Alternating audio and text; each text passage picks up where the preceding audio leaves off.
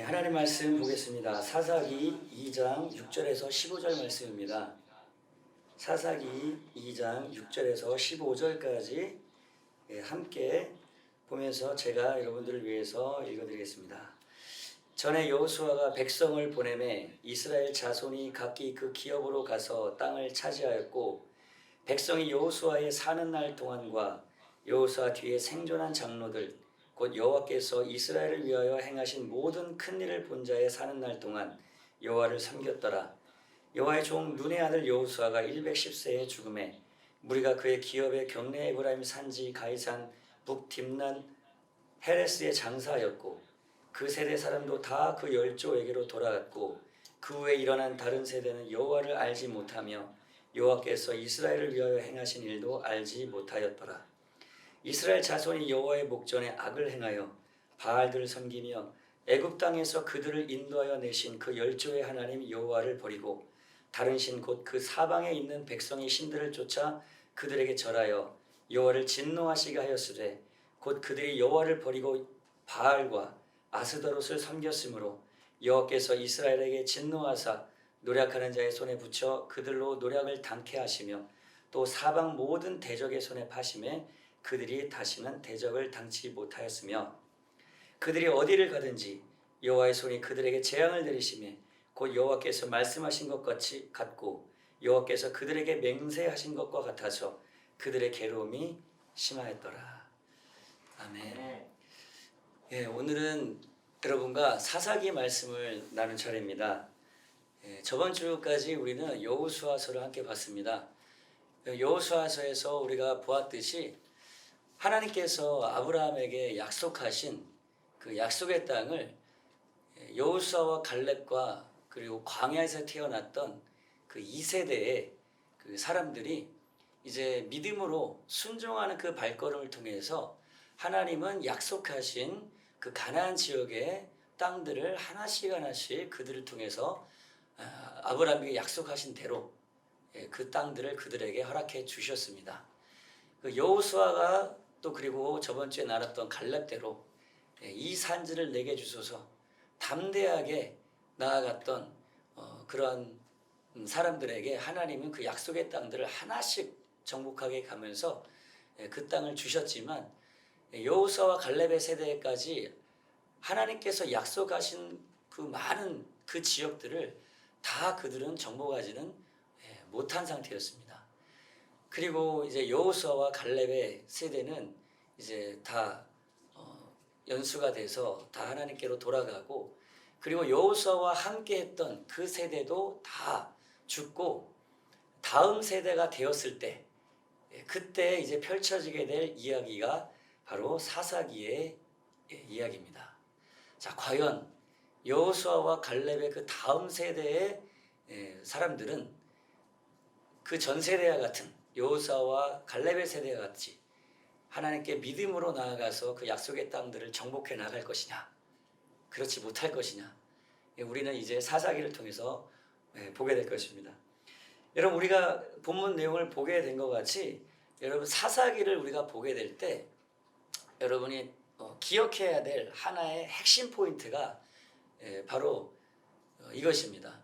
하나님께서 그 약속하신 약속의 땅을 나아가야 될 그 다음 세대들은 하나님이 여호수아에게 주셨던 그 말씀과 그 약속들에 대한 교육을 다음 세대의 사람들은 잘 전수받지 못하여서 그들은 하나님을 알지 못했고, 그리고 하나님을 알지 못하게 되니까 하나님이 아닌 다른 신, 여기 이 성경에서는 이제 바알과 아스다롯을 섬겼다라고 이렇게 나옵니다.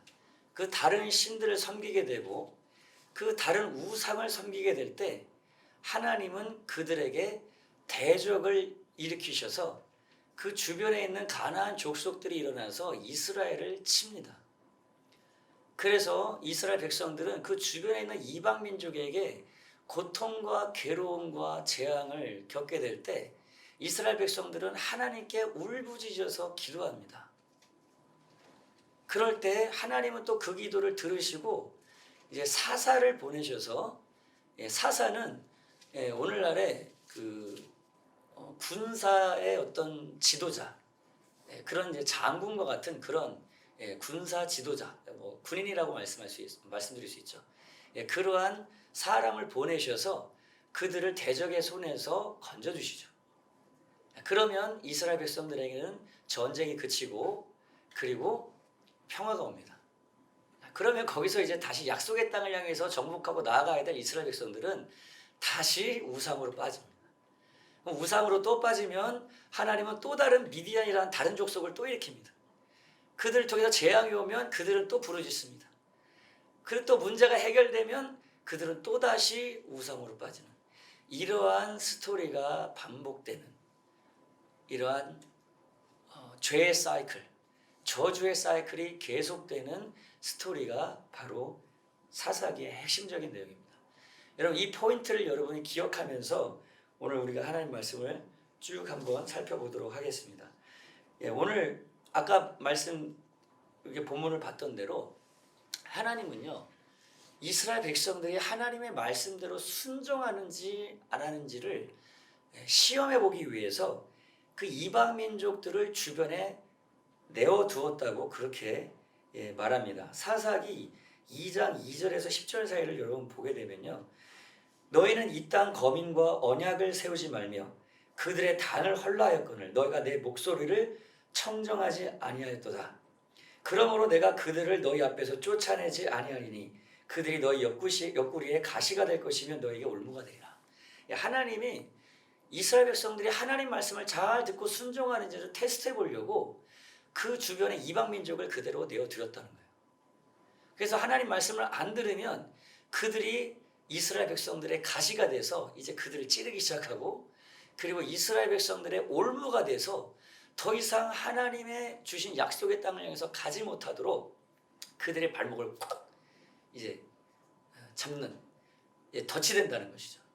여러분, 덫에 걸린 동물이나 쥐들 본 적 있죠? 덫에 걸리면 꼼짝달싹 못하지 않습니까?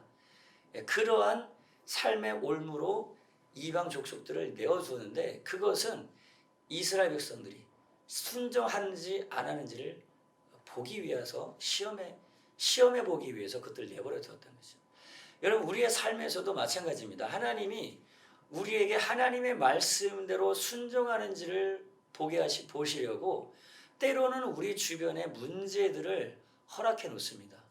왜 우리가 예수 믿고 구원받고 바로 천국 가면 되지, 왜 이 땅에 하나님이 또 두셨을까요? 진정한 하나님의 말씀대로 살아가는 믿음의 백성으로서, 믿음의 아들들로서 살아가는지, 우리는 이 세상 속에서 광야의 여정과 같은 그러한 삶의 테스트를 우리는 거쳐가고 있는 것입니다. 그런데 하나님의 말씀에 순종을 할 때, 여호수아와 갈렙처럼 하나님의 말씀을 온전히 순종하게 되면 그 대적들이 어떻게 됩니까? 여호수아의 갈렙 앞에 꼼짝 못하고 그들에게 굴복하잖아요. 그런데 이스라엘 백성들이 우상에 빠지게 되고 하나님 말씀에 순종하지 않고 우상에 빠지게 될 때, 그 주변에 있는 그 미디안 족속, 블레셋 족속, 이런 이방 민족들이 일어나서 이스라엘 백성들을 사정없이 내려치는, 그들을 재앙으로 이끄는 그런 모습들을 보게 됩니다. 여러분, 기억하면서요, 여러분, 때로는 삶의 문제들이 오게 될 때 내가 왜 이러한 삶의 문제가 오게 됐나, 그 문제를 해결하려고만 기도할 것이 아니라 왜 내 삶 속에 이러한 문제가 오게 됐나, 내가 하나님과 관계 속에서 하나님의 목소리를 듣고 온전히 순종하는 삶을 살지 않은 것이 혹시 있는가, 그리고 하나님을 떠나서 내가 우상에 빠져서 하나님이 아닌 다른 것들을 섬기고 있는 우상 숭배에 빠진 것은 없는가, 하나님보다도 더 사랑하는 것이 내 삶 속에 있는 것은 아닌가. 그래서 하나님이 이러한 내 삶 속에 가시와 올무들이 일어나서 나를 이렇게 괴롭히고, 문제, 때로는 질병으로, 때로는 가정의 불화로, 때로는 사업의 문제로, 경제적 문제로, 여러 가지 주변에 불신자들을 통한 어떤 핍박으로, 물론 예수 믿는 것 때문에 오는 핍박이 오는 건 다른 문제입니다, 여러분. 그러나 그런 것이 아닌데도 삶 속에서 문제가 오고 혼란이 오고 핍박이 오고 이럴 때 우리는 이스라엘 백성들처럼 돌아봐야 되는 것이죠. 그럴 때 대부분 우리는 이제 우리가 이제 곧 기도하게 될 40일, 10일 작정 기도에 딱 하면서 또 기도하지 않습니까? 그러면은 하나님은 또 그 문제를 해결해 주셔요. 이스라엘 백성들의 문제를 해결해 줬습니다. 대부분 이제 사람을 통해서 해결받게 되죠. 어떤 사람을 보내거나 어떤 도움의 손길을 통해서 도움을 받습니다. 하나님 때로는 질병도 치유해 주십니다. 하나님이 경제적 문제를 해결해 주셔요. 자, 그러면 이제 삶의 평안이 옵니다. 삶의 평화가 찾아옵니다. 하나님께 할렐루야 찬양하면서 감사와 영광 올려드립니다. 자, 그럴 때 우리는 하나님이 주신 사명과 부르심과 하나님께서 주신 나에게 주신 어떤 명령을 따라서 목소리를 따라서 청종하고 순종하면서 하나님의 뜻을 따라 나아가야 되는데 우리는 또다시 내 삶의 만족과 내 삶의 기쁨과 내가 원하는 것을 따라서 살아가면서 또 하나님을 떠나고 하나님의 불순종하는 그런 삶을 살 때가 너무나 많다는 거예요. 그럼 삶에 또 문제가 옵니다. 그럼 또 부르짖습니다. 하나님 구원해 주시오. 또 평화가 옵니다. 그럼 또 하나님 부르심을 따라가게 또 돌아갑니다. 이런 삶의 사이클을 통해서 평생을 살아가다가 담임 목사님 설교할 때 보면 그런 분 있다고 얘기하시잖아요. 어떤 권사님이신가요? 뭐 집사님이신가요? 와서 기도하는 거 보면 아이고 또 삶에 문제가 없구만. 그래서 문제만 오면 기도한다고 하는 그런 분들 있잖아요. 예. 저 여러분은 문제가 올 때 당연히 기도해야 됩니다. 그러나 문제가 와서 하나님이 해결해 주셨을 때 이제는 하나님이 주신 여러분에게 주신 직분과 하나님이 여러분에게 주신 사명과 하나님의 뜻을 온전히 쫓아서 하나님을 섬기는 여러분 되시기를 주님의 이름으로 축원합니다. 하나님이 그것을 원하시는 것이죠. 그런데 이스라엘 백성들은 계속해서 바알과 아스다롯을 섬겼는데 여호수아와 그 갈렙의 다음 세대 그 다른 세대들은 바알과 아스다롯을 섬긴 이유가 사사기 2장 11절에 13절 사이를 보니까요. 하나님을 알지 못해서 바알과 아스다롯을 섬겼다 이렇게 나옵니다. 여호수아 세대 행하셨던 그 하나님의 역사를 그들은 더 이상 보지 못했고 그것에 대한 교육을 온전히 받지 못했던 것이죠. 그러니까 우리 따지면 다음 세대의 신앙의 전수가 신앙의 교육이 온전히 전해지지 못했던 것이죠. 지금 우리나라 대한민국의 한국교회도 이 문제가 참 심각하지 않습니까? 1세대에는 대부분 하나님을 만난 그 체험과 간증이 있어서 굉장히 뜨겁게 하나님 섬기는데 그 자녀 세대, 그 다음 세대에는 그 믿음이 전해지지 못해서 하나님의 말씀의 교육이 온전히 이루어지지 못해서 그리고 말씀의 교육뿐만 아니라 체험적인 그 하나님의 살아계심을 보여주는 그러한 신앙의 교육 이것을 우리가 보여주지 못해서 다음 세대로 믿음의 교육이 전해지지 못하고 그리고 그 다음 세대에 가서는 이제 전 세대가 다 죽고 나서 다음 세대에 가서는 하나님이 알지 못하는 세대가 되면 그들은 자연스럽게 하나님을 떠나서 우상을 섬기는 세대가 된다는 것이죠. 자, 여러분 이것은 저에게도 참으로 고민이 되고 기도의 제목입니다. 우리 동탄 연세중앙교회 청년들, 중고등부 학생들, 주일학교 유아幼稚園학생들을 이렇게 보면은 우리가 얼마나 그러한 책임의식을 가지고 그들에게 하나님의 살아계심을 우리의 삶을 통해서 보여주는 것이죠. 나와 함께 하시는 하나님을 그냥 말로만이 아니라 말로도 전해줘야죠. 저는 그래가지고 제가 말라리아로 이렇게 죽게 되고 이렇게 하나님 역사하시고 살아계셨다는 것을요 사진으로 그 증거를 다 남겨놓고 간단한 동영상으로도 그걸 다 남겨놨습니다. 나중에 애들이 너무 어려가지고 기억을 못하거든요. 신앙의 교육을 시켜주려고. 그 과거의 교육뿐만 아니라 그 과거의 교육, 역사의 교육이죠. 신학의 역사 교육. 이것도 중요하고요. 더 나아가서 우리의 삶 가운데서 우리의 삶을 통해서 역사하시는 하나님을 체험적으로 보여주고 가르쳐주는 것도 참으로 중요한 거죠. 이 담임 목사님이 굉장히 중요하게 생각하는 부분 아닙니까? 하나님의 살아계신 역사를 보여주는 체험적 교육이 굉장히 중요한 거죠. 저 여러분 이렇게 기도를 통해서 우리 부모 세대된 저 여러분, 그리고 영적인 가장이 된 저 여러분이 그렇게 체험적으로 살아계신 하나님을 보여주는 저 여러분 되기를 주님의 이름으로 축원합니다. 그렇게 하나님 알지 못했던 그 세대는 바알과 아스다롯을 섬겼다고 합니다. 여러분 이 바알은요 어떤 신이냐면 성경에 이제 구약 성경을 보게 되면 바알이 굉장히 많이 나오죠. 바알은 이 천기의 날씨를 기후를 주관하는 그러한 신으로 그들은 믿었습니다. 그것은 무엇과 연결되냐면 경제적인 풍요와 연결됩니다.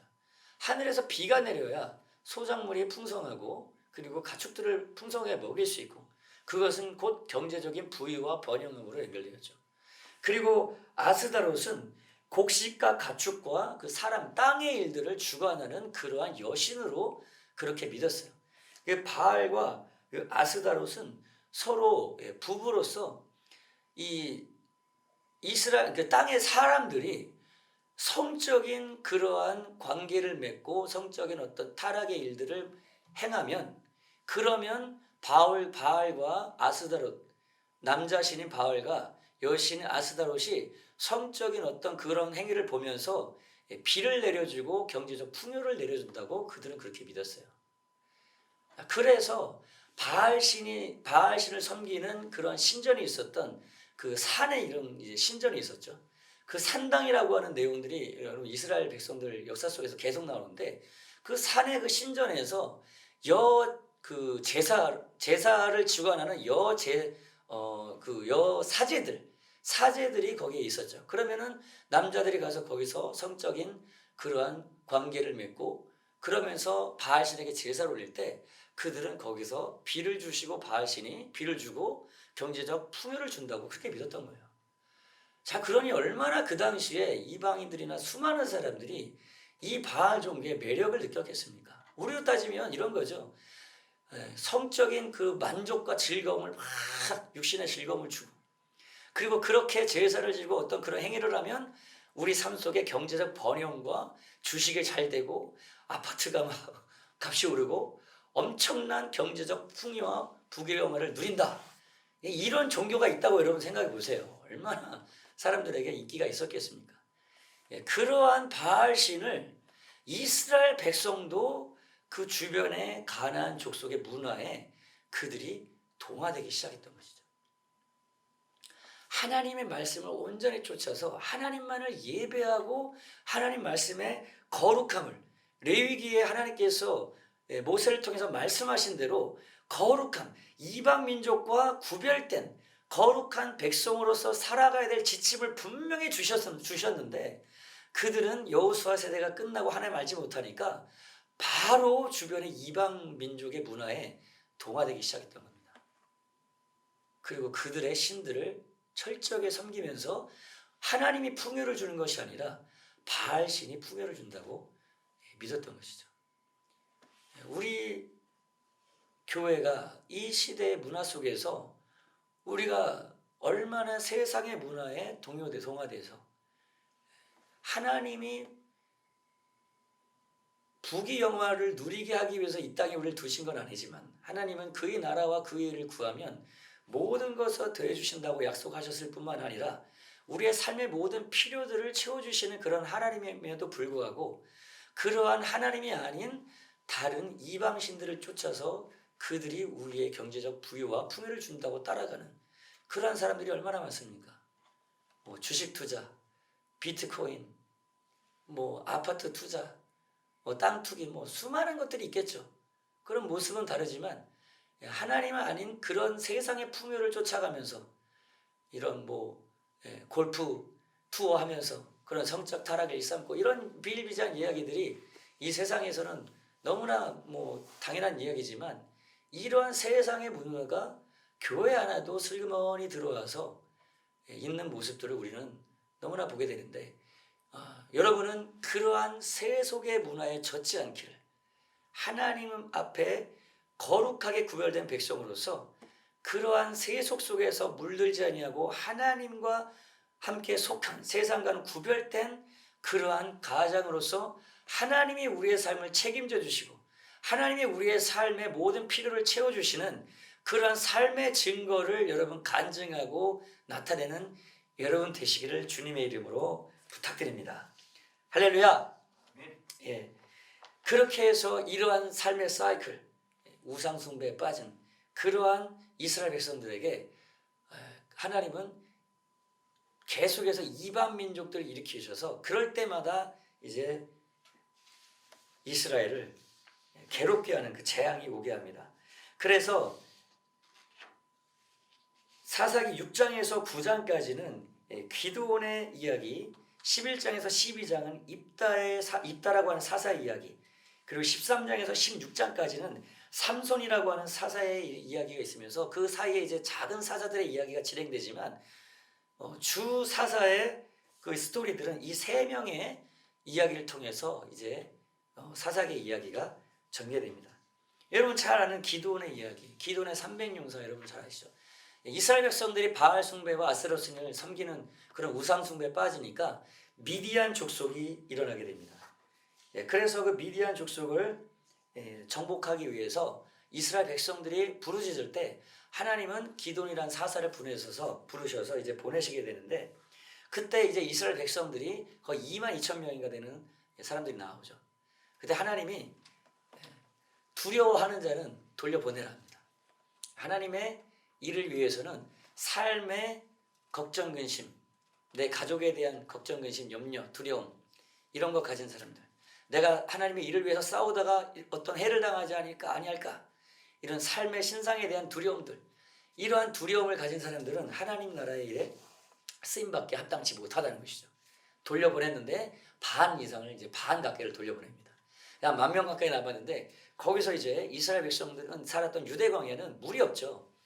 거기서 목마른 채로 횡군해 나가고 있을 때 거기서 이제 우물물을 이제 만나게 되는데 거기서 물을 마실 때 이 물을 손으로 퍼서 물을 끓은 채로 옆을 살피면서 마시는 자, 그러한 사람이 딱 300명이 있었습니다.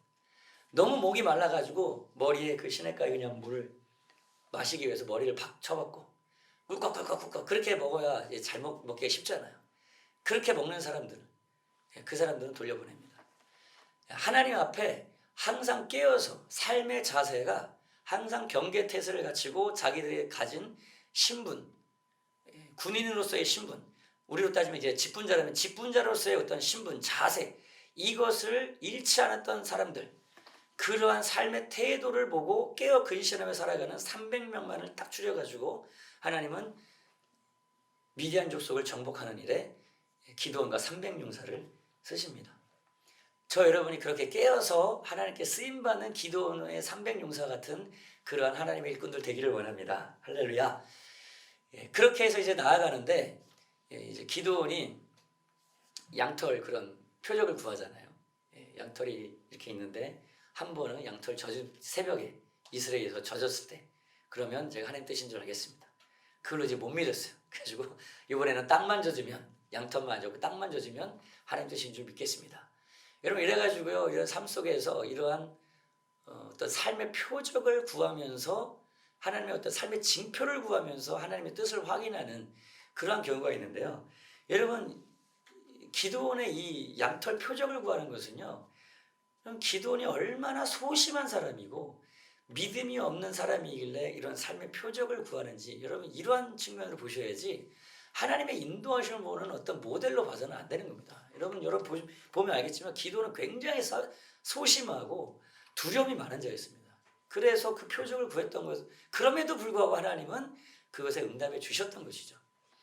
하나님의 인도하심을 구하는 것을 여러분 이제 구약 성경을 또 보게 되면 또 다른 하나님의 인도하심을 구하는 것이 이제 제비뽑기라는 그런 사례들이 있죠. 누구였죠? 여리고성에서 아간을 뽑을 때 그때 이제 제비뽑기하는 그런 내용이 나오고요.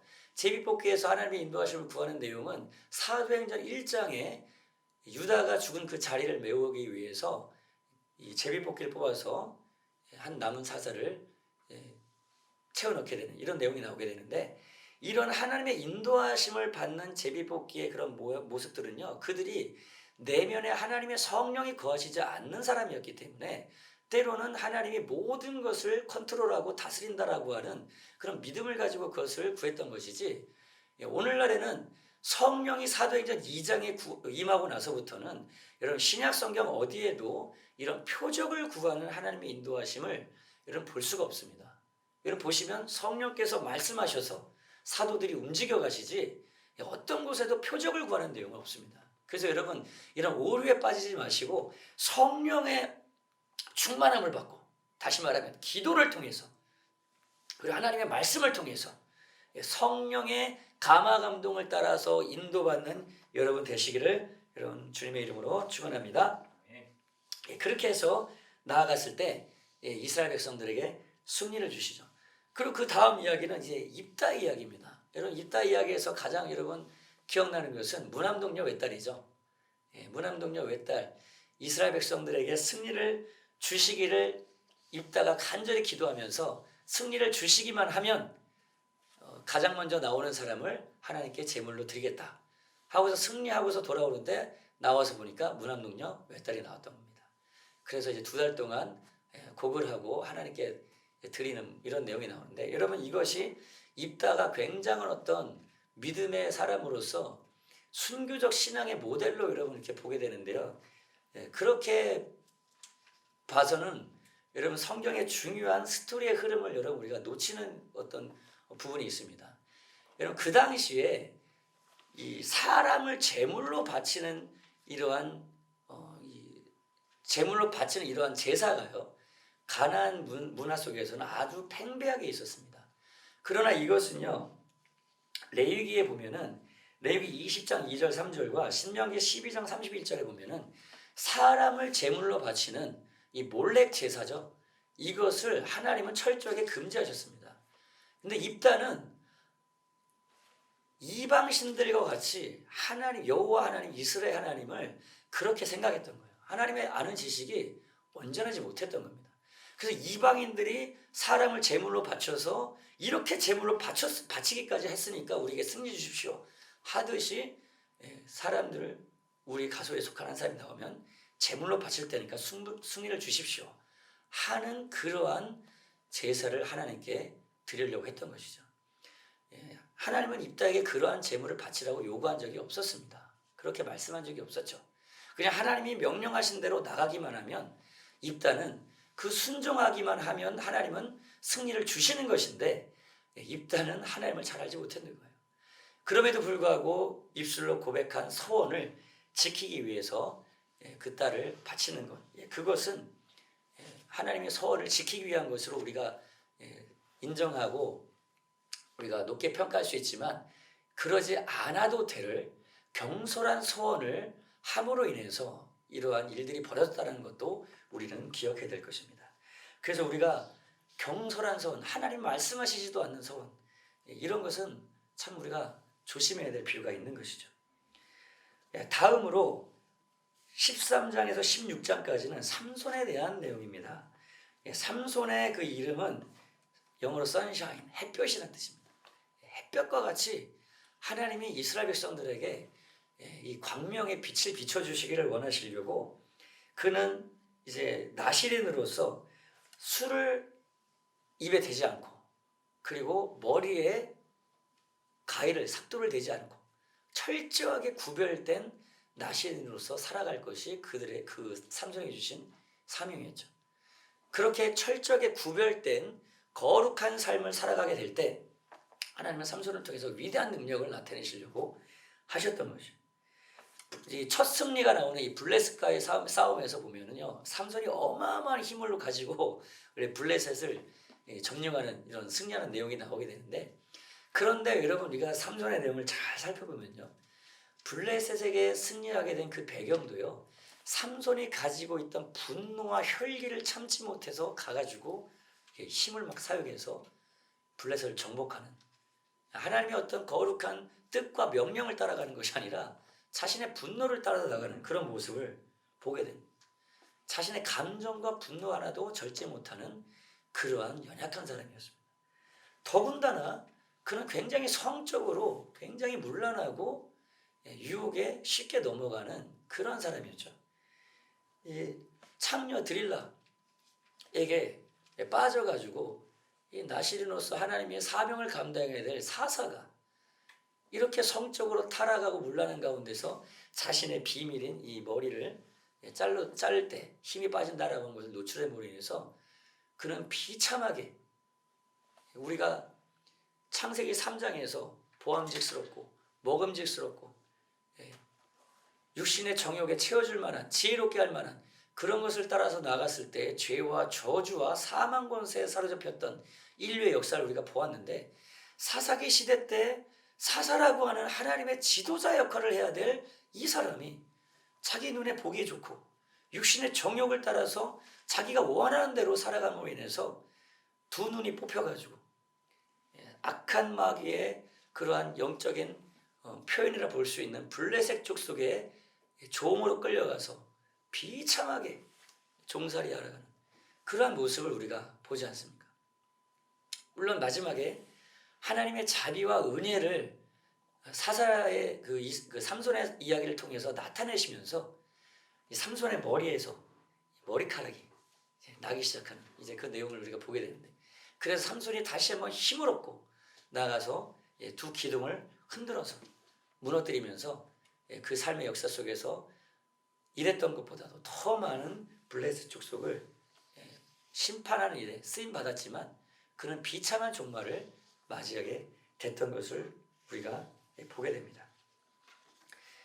이렇게 사사의 이야기를 우리가 보면서요 어떤 하나님의 스토리를 또 우리가 쭉 볼 수 있냐면요 입다 그리고 기드온이요 처음에 기드온, 입다, 삼손 이 영적인 리더십이라고 할 수 있는 지도자라고 할 수 있는 이스라엘의 사사들이 점점 영적으로나 윤리적으로나 더 악해져가고 더 못해져가는 타락해져가는 그런 이제 흐름들을 우리는 보게 됩니다. 하나님의 영적인 지도자로 써야 될 사사가 점점 타락해져 가니까요. 이스라엘 백성들도 그와 함께 점점 더 흑암의 영적인 타락의 세계로 무너져 가기 시작합니다. 마지막으로 이제 17장에서 21장 사이를 보게 되면요. 한 레위인 제사장의 이야기가 나옵니다.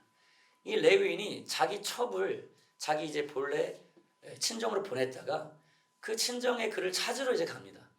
근데 가가지고 데려오는 길에 베냐민 지파가 있었던 그 베들레헴 지역, 베들레헴이 아니라 그 베냐민 지파가 살고 있었던 유다 지파 밑에 그 지역을 이제 지나가고 있는데 거기서 이제 밤이 돼서 하룻밤 머물게 되는데 그때 비류들이 뭐 우리 따지면 이제 뭐 깡패 그런 사람들이죠. 이 비류들이 나타나서 그 문을 두드리면서 그 레위인 제사장을 내놓으라고 합니다. 여기서 우리가 기억해야 될 것은 이 당시에 이미 동성연애, 이 성적 타락은 소돔과 고모라의 그 스토리를 통해서도 우리가 볼 수 있었죠. 천사가 들어왔을 때 롯의 집에 그때 주변에 있는 비류들이 또 와가지고 막 그 천사들 그 남자의 모습을 하고 온 천사들을 내놓으라고 그런 일들이 있지 않았습니까? 자, 그런데 그와 같은 일들은 소돔과 고모라 하나님 모르는 이방 땅에서 일어났던 일입니다. 근데 그와 같은 일이 이스라엘 백성들이 살고 있었던 그런 이스라엘 안에서 이제 베냐민 지파 안에서 이런 일들이 이루어져 가고 있는 거죠. 이방 민족과 하나님 모르는 백성들과 이스라엘 백성들이 이제 아무런 차이를 보여주지 못하는 그러한 타락의 모습을 단면을 여기서 보게 되는 것이죠. 그래서 그 레위인이 자기 첩을 내놓죠. 밤새도록 그를 성적으로 폭행하고 하면서 자기 첩이 죽게 됐을 때 그 레위인 제사장인데 그래도 그것이 너무 열받고 마음에 복받쳐서 사지를 12동강이를 내가지고 12지파에 그 동강이를 내보냈던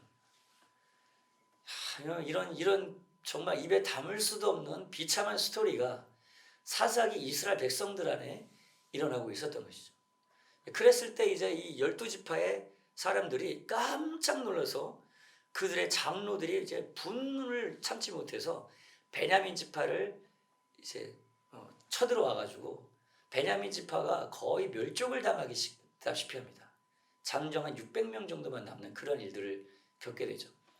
그렇게 되면서 이 이스라엘 백성들이 그 베냐민 지파가 멸족당할까 봐 주변에 실로에 있는 이방 여인들을 데려다가, 왜 그들과 결혼하지 않기로 약속을 했기 때문에 데려다가 그들에게 결혼하고 해서 베냐민 지파의 후손이 이어져 가도록 하는 그러한 스토리가 이 스토리즈에 마무리됩니다. 자, 여러분, 이 사사기의 이 내용을 통해서 우리가 아까 처음에 제가 말씀드렸던 대로 이스라엘 백성들이 어떻게 계속해서 우상 숭배와 그리고 삶의 대적이 일어나고, 그리고 문제가 올 때 부르짖어 기도하고 하나님은 사사를 보내시고, 그리고 그 사사를 통해서 하나님 구원해 주실 때 그들은 다시 타락하고 하는 삶의 반복적인 죄의 굴레에서 벗어나지 못하고 있는지를 사사기의 내용은 보여줍니다. 자, 그러면서 사사기의 마지막 구절은 이렇게 마무리가 됩니다. 사사기 21장 25절에 그때 이스라엘에 왕이 없으므로 사람이 각각 그 소견에 오른 대로 행하였더라. 이스라엘 백성들이 각자의 소견대로, 이스라엘 자기에게 왕이 없기 때문에 자기가 원하는 대로 그렇게 살아갔. 결국에는 이러한 삶의 죄와 저주의 사이클을 벗어나지 못하는, 하나님 신 부르심과 약속의 땅을 정복하지 못하고 죄의 굴레에서 항상 벗어나지 못하는 그러한 삶을 살게 됐다는 것이죠. 이것은 영적으로 먼저 왕 대신 하나님을 인정하지 못하고 순종하지 않게 될 때 일어나게 되는 그런 삶의 굴레를 우리에게 보여주는 것입니다. 두 번째는 이스라엘 백성들, 이 사사시대 때는 왕이 없었죠. 사사시대 때는 왕이 없었지만 이 사사기를 쓴 저자가 있을 때는 왕이 있었다는 얘기죠. 왕이 있던 시대에 사사기를 돌아보면서, 그때는 왕이 없기 때문에 이렇게 사사시대의 비참한 스토리가 지속되었다라고 하는 것을 얘기하고 있는 것입니다. 이것은 이제 제가 룻기를 우리가 다음 주에 보면서 이것과 연결해서 여러분 이 스토리를 전개해 갈 것입니다. 사사기와 룻기는 원래 한 권의 책입니다. 그래서 여러분이 성경을 보실 때 사사기와 룻기를 같이 이해하셔야 그 스토리를 온전히 이해할 수 있습니다. 오늘 이제 정리하면서요. 자, 우리는 이것이 우리 이제 새 언약의 백성으로서 살아가는 우리 교회에게는 이것이 어떠한 의미가 있을까요? 로마서 갈라디아서 5장 16절에 보니까요. 내가 이르노니 너희는 성령을 쫓아 행하라. 그리하면 육체의 욕심을 이루지 아니하리라. 그러니까 사사기의 스토리는요. 우리의 육신의 힘으로는, 우리의 육신의 어떤 노력으로는 죄와 저주의 굴레를 벗어날 수 없다라는 것을 우리에게 알려줍니다. 그래서 이스라엘 백성의 스토리는 이러한 사사기적 스토리가 계속해서 반복됩니다. 이 사사기에서 일어나고 이 일들은 이스라엘 백성들이 광야의 예정에서 일어났던 일들과 동일한 역사가 이런 일이 일어나고 있죠. 이들은 여호수아를 통해서 가나안 약속의 땅에 들어왔음에도 불구하고 약속의 땅에 있지만 여전히 그들의 삶의 패턴은 바뀌지 않았다는 것을 보게 됩니다. 왕이 세워져도 나중에 이제 사울 왕이, 초대 왕이 세워지고, 그리고 다윗을 통해서 통일 왕국이 이루어지만 나중에 솔로몬 왕대에서 그 이후에 있는 모든 왕들이 또 이 사사기적 삶의 패턴을 벗어나지 못합니다. 그것이 이스라엘의 역사였죠. 바울은 그것을 돌아보면서 그렇기 때문에 우리는 이 육신의 소욕, 육체의 욕심을 이길 수 있는 방법은 오직 성령을 쫓아 행하라는 것입니다. 할렐루야. 여러분, 그래서 우리가 기도를 통해서 성령의 충만함을 따라서 살아갈 때만 이러한 삶의 굴레를 벗어날 수 있는 것입니다. 여러분, 우리 교회 안에서 계속해서 이런 삶의 반복적인 삶의 패턴들을 벗어나지 못하는 사람이 너무나 많지 않습니까? 우리의 일생을 살아가면서 하나님 주신 약속과 부르심과 사명을 향해서 나아가지 못하고 계속해서 이런 삶의 반복을 살아가다가 광야 이스라엘 백성들처럼 사사기의 이스라엘 백성들처럼 하나님의 약속을 온전히 정복하지 못하고 자연수명으로 그냥 삶을 끝내는 그러한 사람들이 얼마나 많습니까? 저와 여러분은 성령의 충만함 받고 하나님이 주신 약속의 땅, 하나님이 주신 하나님의 나라의 사명을 온전히 이루는 여러분 되시기를 주님의 이름으로 축원합니다. 히브리서에는 이러한 삶의 반복을 경고합니다. 히브리서 10장 26절에 보면요, 우리가 진리를 아는 지식을 받은 후 짐짓 죄를 범한즉 다시 속죄하는 죄사가 없고 이렇게 나오는데요. 짐짓 죄를 범한즉 이렇게 얘기하면은 이것이 무슨 뜻인지 좀 애매모호한데, 우리가 진리를 아는 지식을 받은 후, 그러니까 하나님을 아는 복음의 진리의 은혜를 경험하고 복음의 은혜를 깨닫고 구원을 받은 후에 짐짓 죄를 범한즉, 이 뜻은요, 영어로 이렇게 우리가 보면 이 뜻을 분명히 원어를 통해서 이해할 수 있는데, 만일 우리가 죄를 반복해서 계속해서 그 죄 가운데 살아가게 되면 이런 뜻입니다.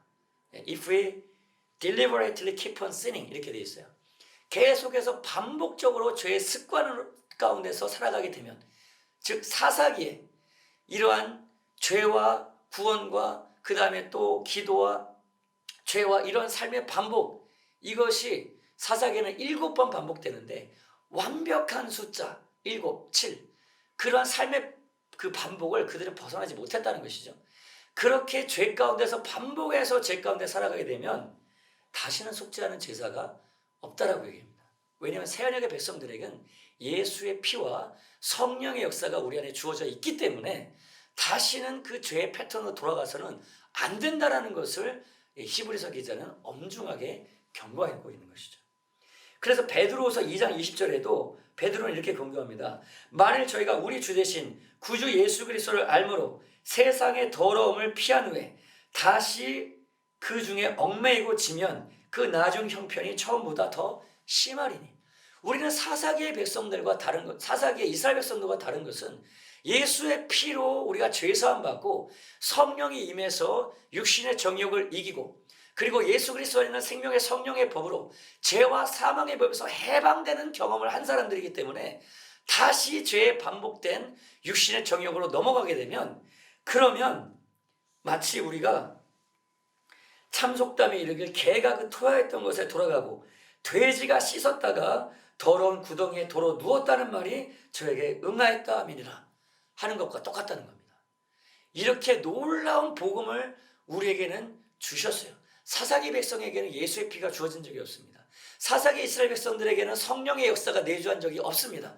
그러나 우리가 그런 은혜를 거부하고 다시 사사기적 백성의 삶을 돌아가면 다시는 속죄의 제사가 없다라는 것을 여러분 기억하면서요, 그래서 우리는요 철저하게 기도를 통해서 성령의 충만함 받고 성령의 인도함을 받으면서 살아가는 삶이 너무나도 중요한 것입니다. 여러분 40일 10일 작정 기도를 통해서, 아니 오늘 이 밤에 저녁의 기도의 시간을 시작으로 여러분 철저한 기도 생활을 통해서 성령 충만 받고 성령에 이끌리는 삶을 통해서 사사기적 이스라엘 백성들을 여러분 종결짓고 죄와 저주와 사망의 법에서 완전히 해방돼서 성령으로 이끌리는, 그래서 여러분이 주신 약속의 땅 하나님의 나라 완전히 정복하여 하나님 주신 사명과 직분을 이루는 그러한 생애가 되시기를 주님의 이름으로 축원합니다. 같이 기도하겠습니다.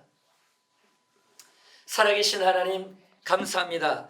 오늘 우리가 사사기를 통해서 이스라엘 백성이 끊임없이 하나님을 알지 못하고 우상 숭배와 그리고 정욕에 빠졌을 때 하나님은 이방 족속을 일으켜서 문제가 재앙이 오게 하면 또 그들을 구원해 주셨지만 그들은 또다시 우상 숭배로 빠지는 끊임없는 죄와 저주와 사망 권세에 사로잡힌 삶의 패턴을 보았습니다.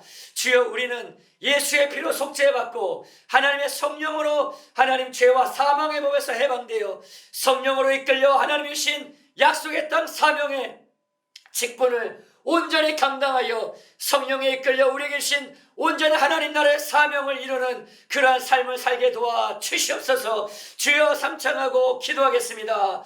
주여,